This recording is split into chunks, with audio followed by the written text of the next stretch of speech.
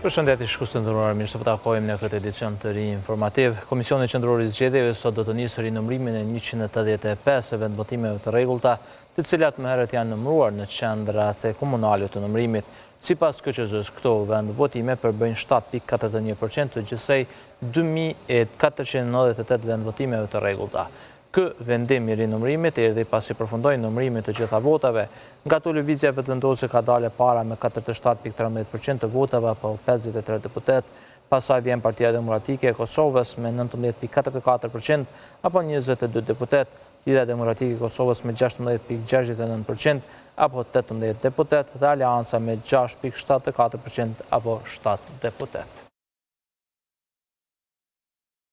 Pas certifikimit të këtyre zgjedhjeve, ambasadori britanik në Kosovë, Jonathan Hargreaves, u bëri thirrje forcave